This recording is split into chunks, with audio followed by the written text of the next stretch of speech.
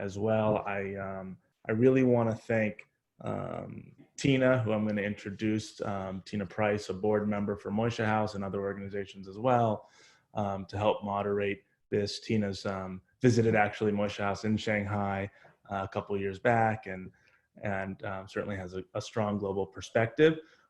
This is going to be in panel mode, so everyone, the attendees will be muted, so there won't be any distractions, but we do have a Q&A button at the bottom of the screen, so please go ahead if you have questions to type them in there, and Jen is coordinating with Tina so that we'll be able to answer or ask those questions and connect you with the residents.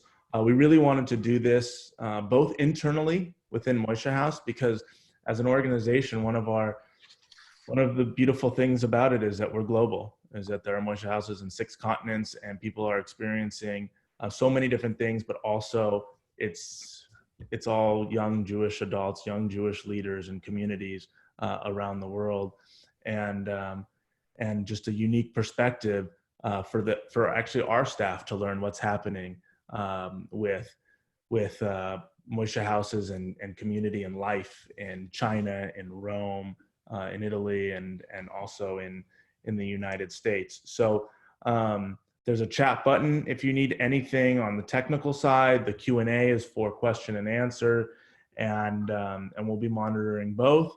And I want to turn it over to Tina. Thank you all for joining. Tina Price, board member and panel host. Awesome, thank you. So I just want to tell you, like, for 5 seconds, why I love the mission of this organization, and why it's so important just for, for all of us here and for the entire Jewish community. I've been super interested in the points of disconnect in Jewish life and the opportunities to build community. What happens post bar mitzvah, when you transition to college, but the biggest one of all, which is when you leave college and you're working and living on your own, and whether or not you choose to engage in a community, and what kind of community. It's you're leaving the structured life of campus and charting out on your own, and really just creating your whole life and creating your whole sense of community there. What struck me in this moment is not just how important community is, but the creative ways in which people are building community virtually. And we have a lot to learn from residents in, all over the globe, as David said, and we can actually trace the arc of the pandemic from Shanghai to Rome and then to Seattle. So this is like a perfectly, it's a perfect arc. And I'm just going to introduce our speakers briefly, and then I'll just kick it off with some questions. The Q&A, as David said, please, submit your questions and we will ask.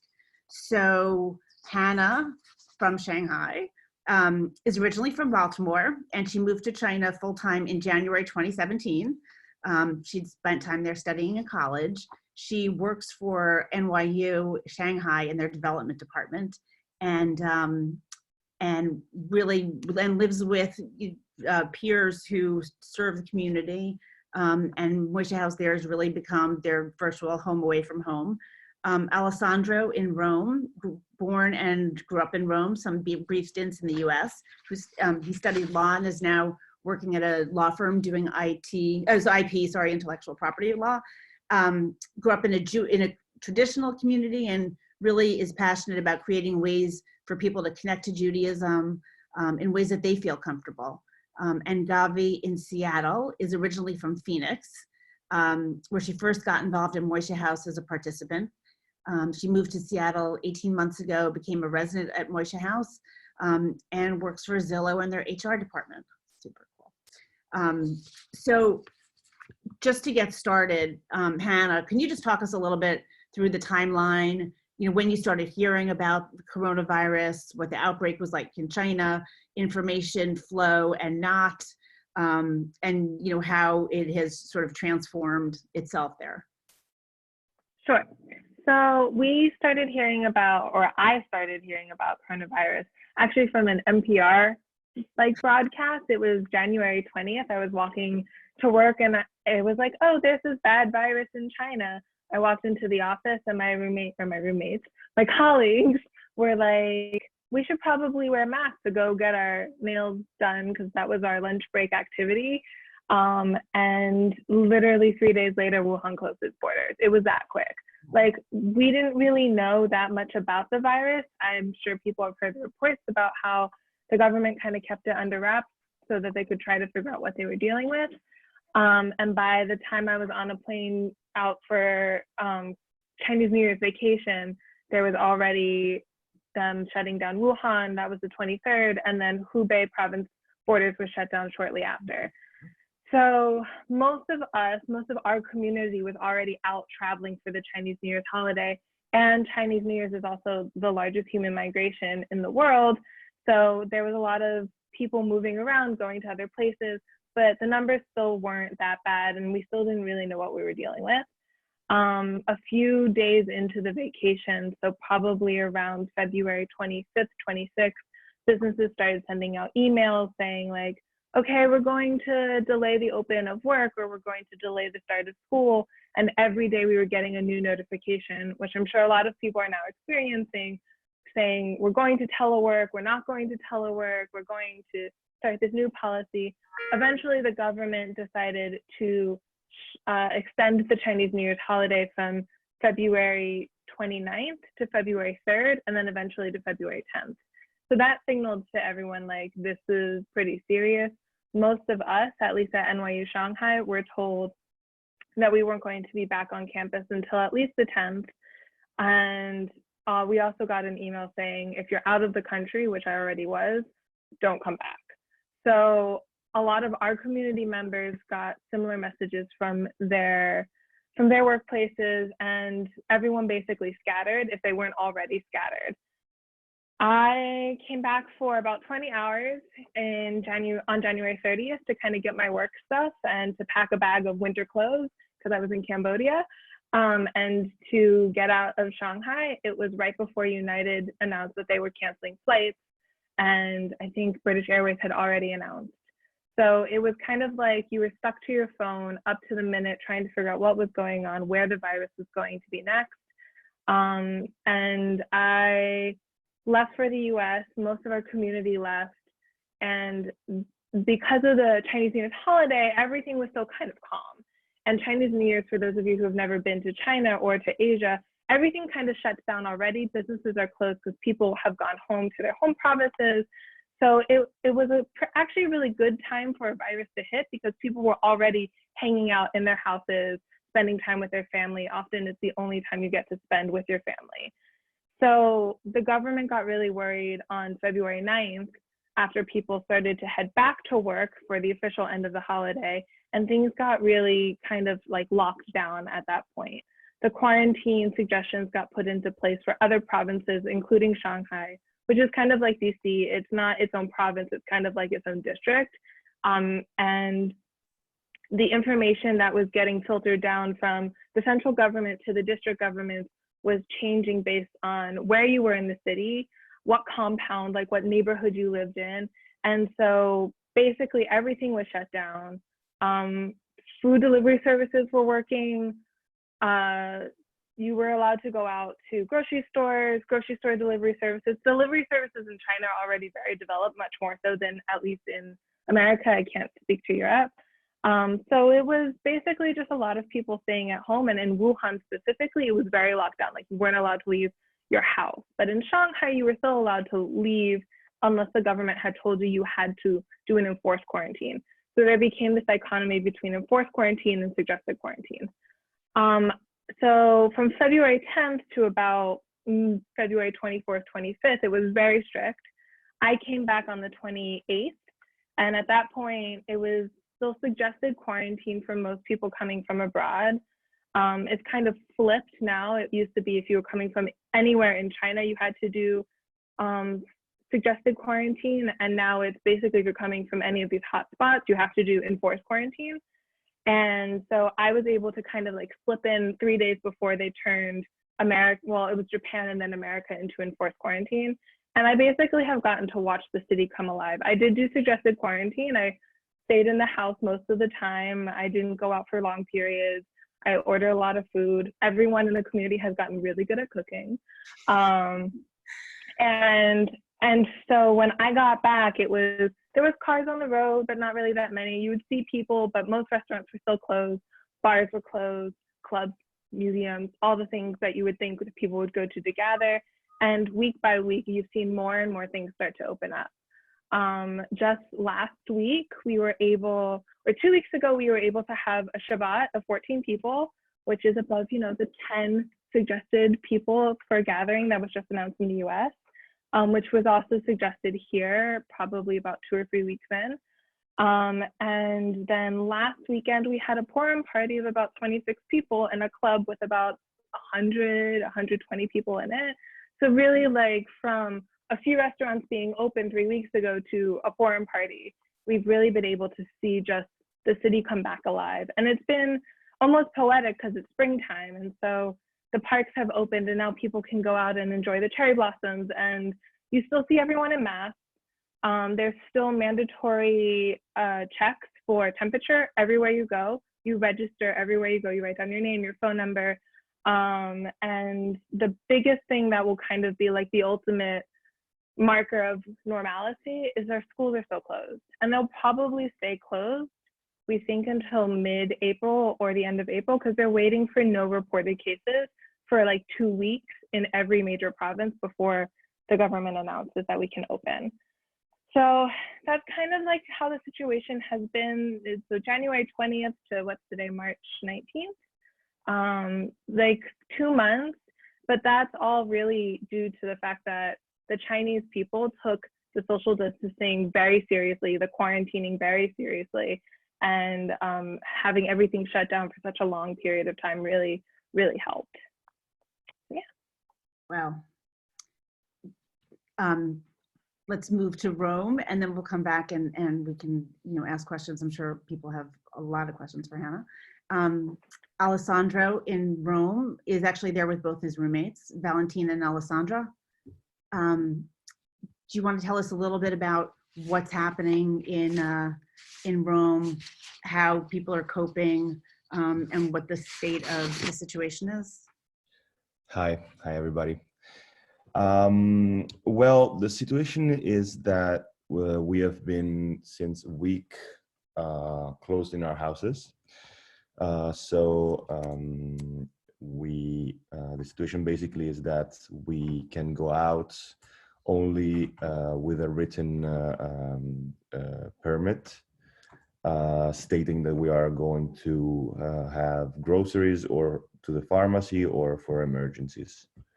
So this is the only way we can go out. So basically there is a life, it's not really moving much. And the only alive movement that we have, it's at 6 o'clock. I don't know if you heard on news, Italians just go out in the in the windows and sing some songs. Every day there's a different song. So sometimes you just go on the roof and have a beer and start singing with the others. So it's pretty nice. But apart from that, we're not having much of social life. We're very lucky compared to our friends because we are three. So pretty much this is the only moment we can go out and have some social life. The situation is that we didn't expect it. We were talking about this morning with the others, and we didn't expect that people would take it so seriously. And we're very happy about it. People are really actually staying in their houses. Of course, there are some people sneaking out and doing some things, but they get a fine, and so it's. And there is some people not respecting the rules, but from all my friends and family, nobody's going out. Everybody's limiting their movements. So I think Italians are taking this very, very seriously. Technically, I'm going to call it quarantine, but it's not technically a quarantine. The limitations will stop on the 3rd of April. But the sense around people is that it's not going to be up until the 3rd of April. They're going to be doing a bit more. So at least we would say at least until half of April, but it's not, of course, an official information. That's the feeling. And that in the next days, we should see the peak of the virus among the hospitals and the people. And so we will see what the situation will be, and we'll know in 2 or 3 days, I guess, what will happen. The situation was, I have to say, much worse. It's much worse in Milan. It started there. The first center of the virus was there in Italy. And the fact is that they realized it too late, I would say, compared to us, compared to the center and south of Italy. So the situation there is pretty bad. And hospitals are struggling a bit with the sick people. And so I would say the situation in the north, it's not one of the best. But I think in the center and the south, we realized it a bit earlier. So we applied the measures that were applied in the north, in Milan especially, to the center. So we would say that the situation is not as critic, but the measures are the same. So nobody's in the streets. Yesterday I just went to get groceries, and the city, I never saw the city so empty. So it's a bit sad. I think Hannah can understand, and I mean all of you can understand, but I think that in China was pretty much the same. The Jewish community gave some messages. The rabbis gave some messages, and but it's pretty much following what the government stated. And the day after yesterday, the day before yesterday, we had some communication about Pesach groceries and kosher meat, and they started setting up some home delivery service for the Pesach groceries. That's something that we never experienced before in Italy. So it's a big innovation. And I think it's important to understand the general feeling, because when you look at it from outside, all of my American friends, I think, write to me and don't have an idea on what's happening. Of course, outside there's not the plague, and there's not people dying in the streets, but of course the situation is very critic, and it has to be taken very seriously. And as I was saying before, my country and the people are taking it very seriously, so I'm very proud of it. And but it's important to show what's happening inside the houses and inside the closure, because a lot of people are starting to get frustrated. What I was saying before is that, my friends, is that I think that when your life is the same every day and you're constricted in your walls, the only thing that can change you is your mood. So there's good days, there's bad days, and I think that we have just to find ways to pass these days. We're finding a routine, and singing outside and having some free moment is it's very important. But I think it's not gonna be easy having another at least 14 days again. No? Mm-hmm. So this is pretty much the situation. It's amazing that in this very international community, how many common elements there are in dealing with this. Hannah's sort of like almost past the prime. You're right in the thick of it, and Gavi is sadly not just starting, but like you're earlier in the process still. Can you talk a little bit about the way you're in a time of uncertainty, why you've chosen to continue building community in Seattle, and how you're working with your roommates and others? Yeah, definitely. Thank you.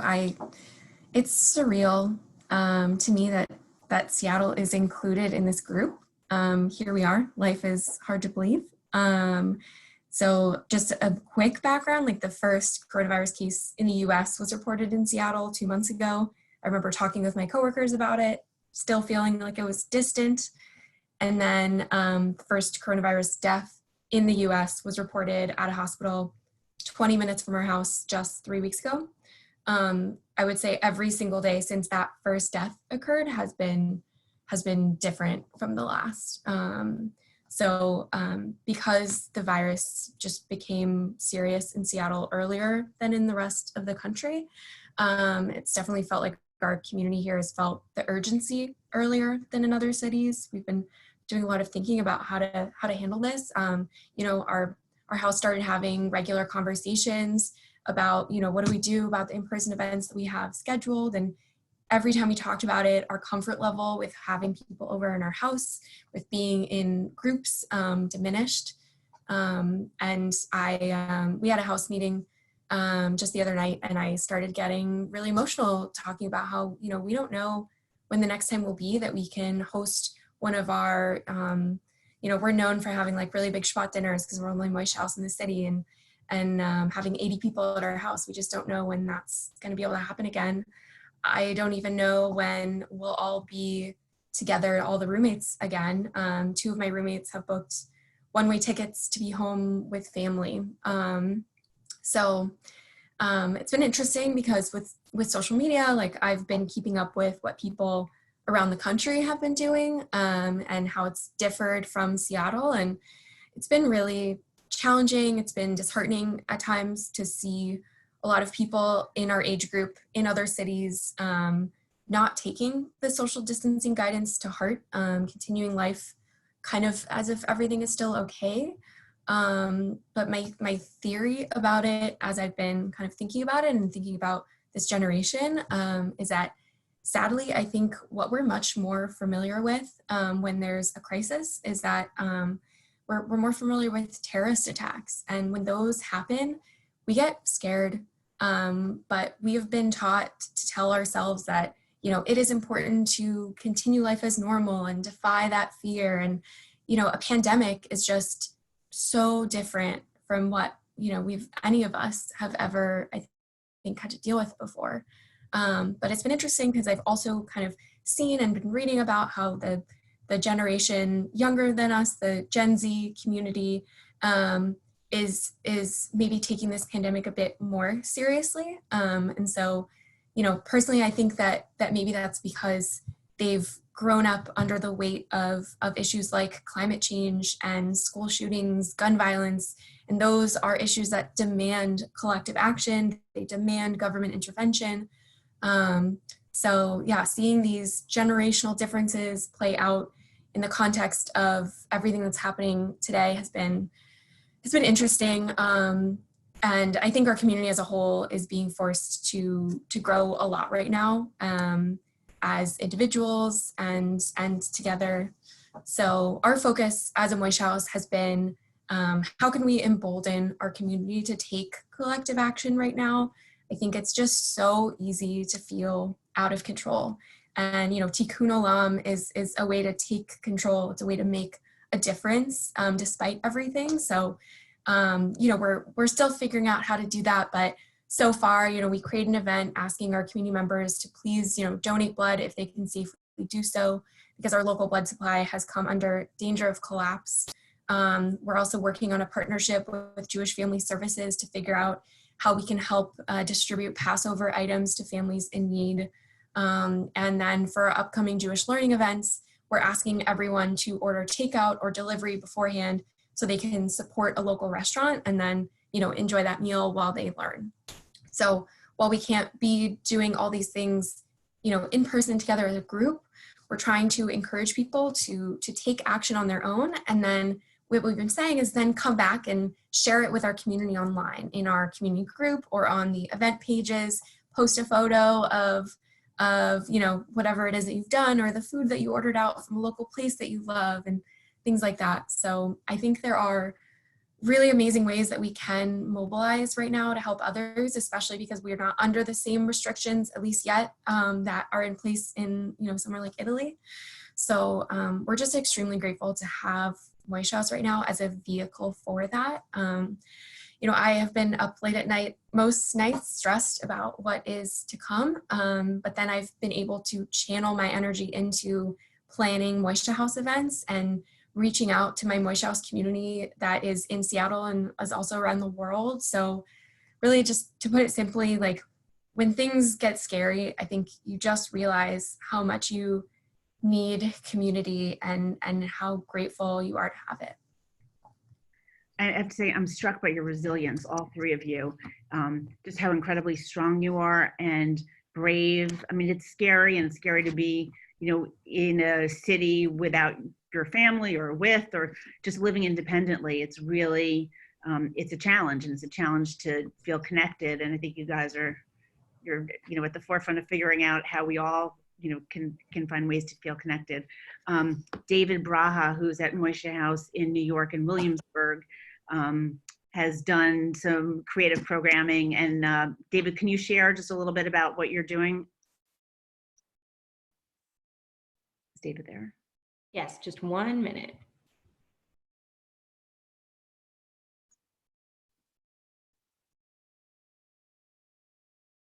We can try singing. Should we sing? Alessandro, you want to teach us how they sing?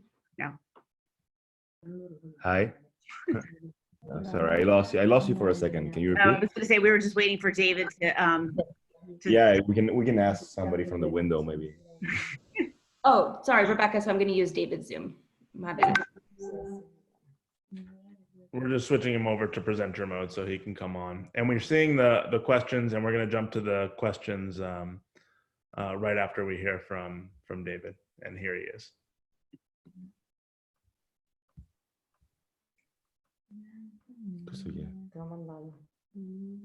Hi, everyone. Can you hear me? yeah. Okay, great. Yeah, thanks for putting me on. Yeah, I appreciate me coming on the call. I appreciate everybody, you know, having me on the call. Yeah, so in New York, it's been pretty much the same as Seattle, and over the past couple of weeks, we've been, you know, working from home and being in our apartments, and it's just as bad as it is on the West Coast, to be honest. If not, there are more cases here now. So, you know, we've been keeping a close eye on everything, and we really haven't been going outside of our homes except to buy groceries and essentials. So what we've done here in New York, we had a couple of events pretty much set for the rest of March.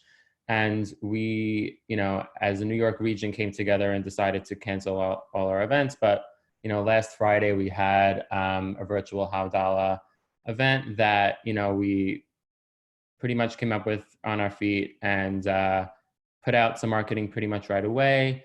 And we experimented with it. We didn't really have much time to really turn this around. So everything sort of happened organically, and we put together some Instagram and Facebook marketing, and we put together our 2 phones and a laptop in our living room, and we told everybody to, you know, bring their own candle and some wine, since we're already supposed to have this Havdalah event in person in Brooklyn Bridge Park overlooking the skyline. We were supposed to, you know, have it like a nice, you know, Saturday evening event. But since that, you know, obviously got canceled, we decided to not cancel it altogether. We just, you know, made it virtual, and we had almost 80 people join with the different platforms we were on. So, you know, people came to us saying how much they, you know, didn't even think that they needed it. And some of them even cried. And it was quite cool to see for the first time to have people even from France and the Netherlands join us. And these are people who have said that they were in New York before, but never were able to make it to a Moishe House event, or even people living in other parts of the city that can't usually make it to Brooklyn anyway.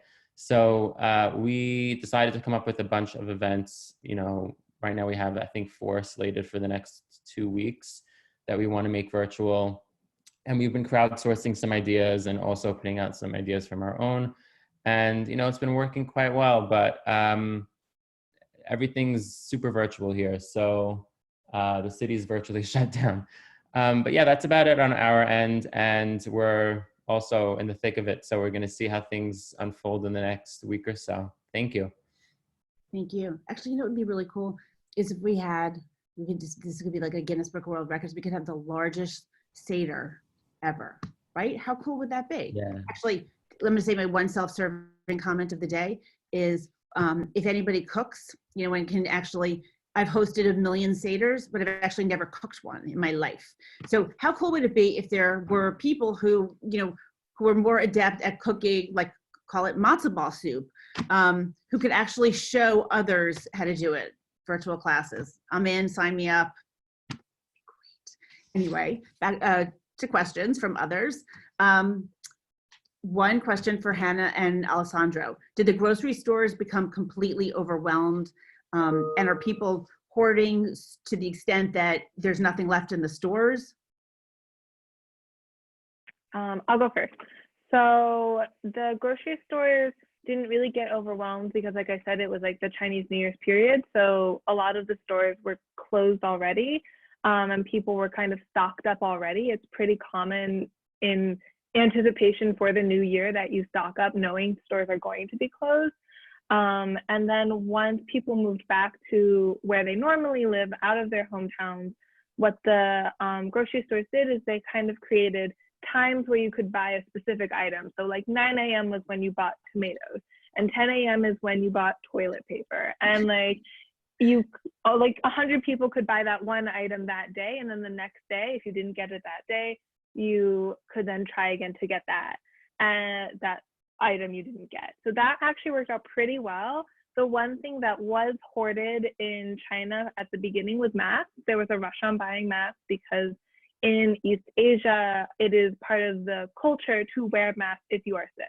So that's like the big difference between the messaging in the West and the messaging here is that when you go outside, everyone's wearing a mask because whether you're sick or whether you think you might be sick or you think the person next to you is sick, like a mask is probably going to give you an extra barrier of protection and also help you not to touch your face. So what the government did to prevent the hoarding of masks was also regulate it. They created these stations that people could go to, usually a pharmacy or a community center, and they allocated 5 masks per household, and I think it was like less than $1 for the 5 masks. So there was a lot of the government regulation going on to ensure that there was less hoarding and more control of the supply, but there was never really any major rush on any of the grocery stores here, and no toilet paper hoarding. Alessandro? In Italy, the fact was that in the beginning in Milan, it was pretty, there was a rush. People got scared. They thought they were gonna run out of food. So in the beginning, there was this big thing that people just started going to groceries and buying a lot. But then I think that people realized that food was not gonna be a problem. The government, can you hear me? The government stated clearly that there was not a food problem, and that mainly all the groceries and food shops were going to be open. So I think people just got tranquil about it and understood that there was not going to be a need for a rush. But of course, the situation actually is that some ingredients sometimes miss, but I think it's more because people just stay more in their place and don't eat outside. So there's a more need of food in general. In the weekend, weirdly, eggs and flour run out because I think people started making pizza in the house and bread. That was pretty funny. And but the only thing that there is a big line outside of the groceries because you have to stay a meter apart from each other. So there's a big line in front of the groceries, and to get in you have to wait half an hour or something like that. So this is the situation. I just want to ask if somebody's not on mute to just mute because there's some background noise. How do you think Pesach is going to look at your house? And are you staying in the house for the holiday, or what are your plans? Any of you? I'll go first. No, I went first last time. Go, Alessandro. Well, we haven't planned it yet. We're sure we are ordering the food with a bit of advance because we know that there's a food problem from a kosher lepesach point of view, because not being able to go around Rome, of course, it's harder to justify that you're going to the other part of the town to go to the kosher store. So it's not the easiest, but I think people are gonna try to. Well, the fact is that Pesach is gonna be after the first 14 days. So I think people are gonna be a bit okay just going to their relatives. People are just gonna try to go to their relatives. Of course, who doesn't live with their parents? But I think there's not gonna be big seders as we were used to. I think it's gonna be small gatherings. Yeah, so we have just started talking about Pesach.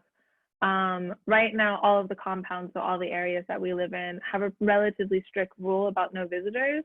We happen to be fortunate. Our compound seems to be a little bit less strict about the no visitors rule.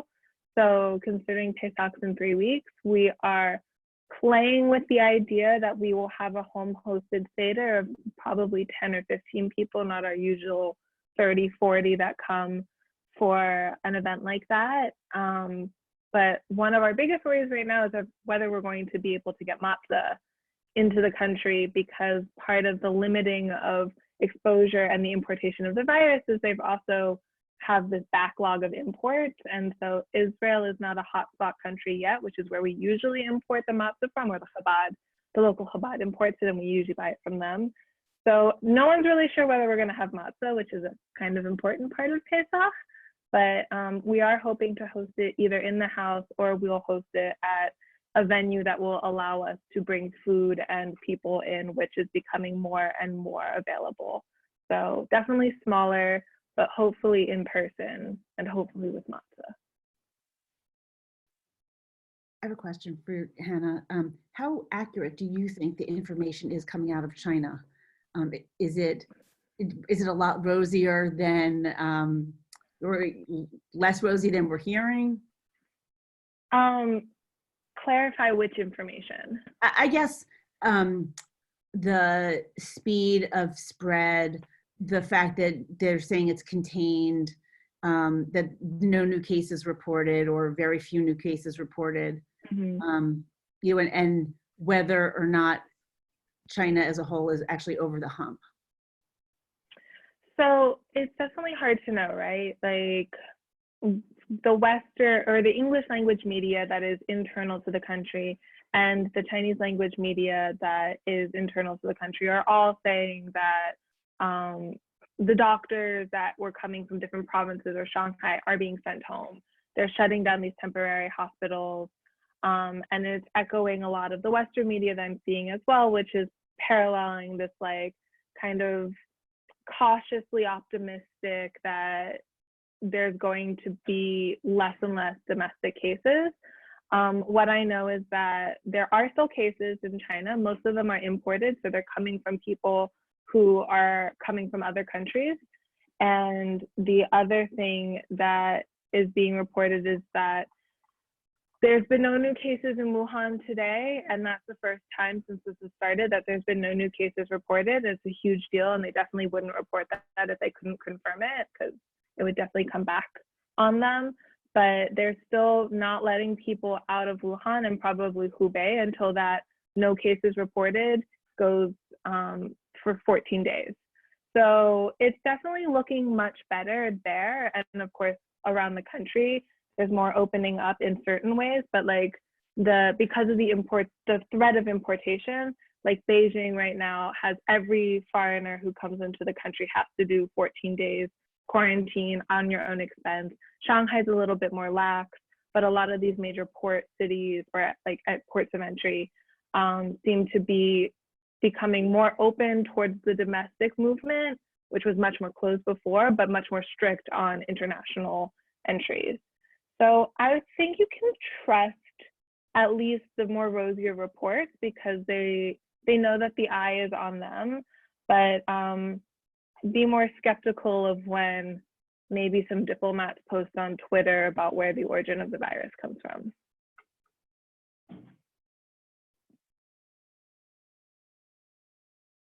Whoops, unmute. do you guys have people in your communities who have, or people who come to events or others that have gotten sick? Has anybody gotten sick and been very ill or not? No. Not in our community. We have people who know people who may have friends or family members who have been in quarantine, like in enforced quarantine, but that's usually because they've come in on a flight where someone who had a fever or someone who had a confirmed case was on the flight as well, and they were like in the danger zone, like in the 3 rows around that person. But we don't know any. In Shanghai, there was only 350 cases and only 3 deaths. So they did a really good job regulating the spread in the city. And so really most foreigners who could leave did leave. And it was not likely that anyone was going to get it from our community. There's a very tiny Jewish community in Wuhan that I'm in contact with, and they also didn't have anyone in their community either. So it seems to be that there wasn't that many foreigners who got it in any community, but now with the West getting it, there's many more foreigners who are bringing it into the country or who are getting it. So what can Moishe House do to support you guys? Like what is it that you need? What would be helpful and make you feel stronger and able to engage more in your community? For us or for everyone?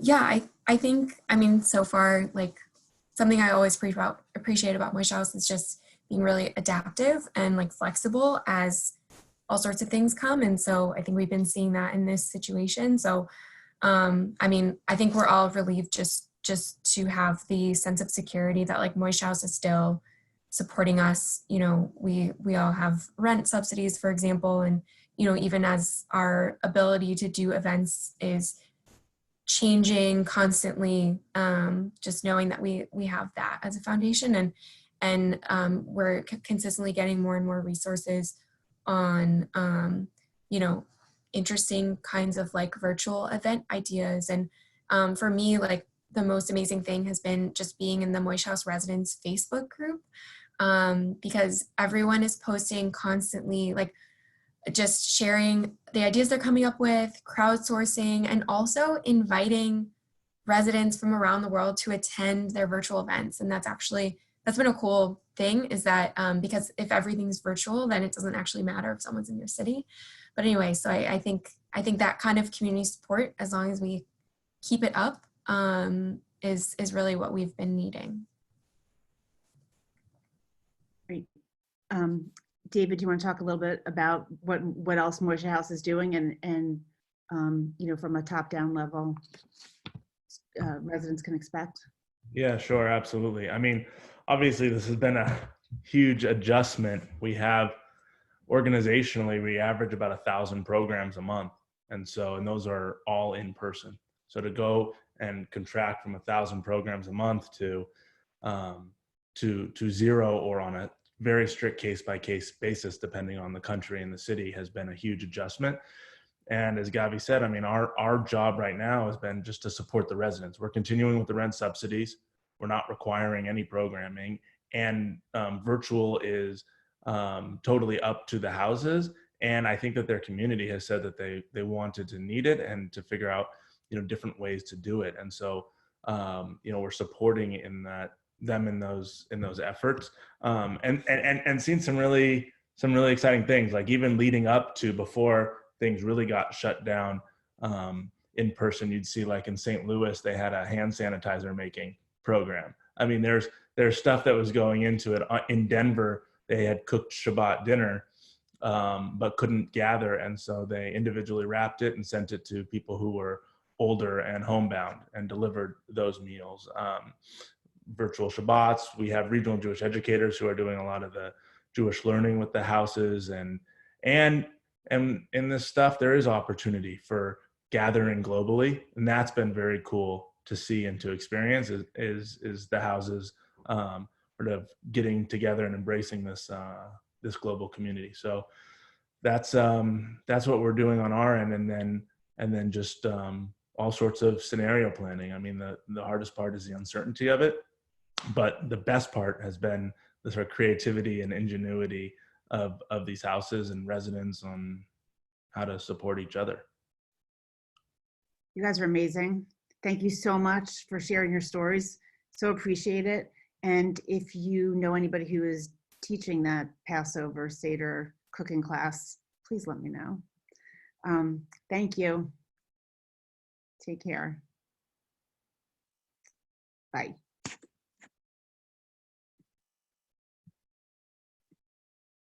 Bye. Thank you, everybody. Thank you. Stay safe out there, everyone.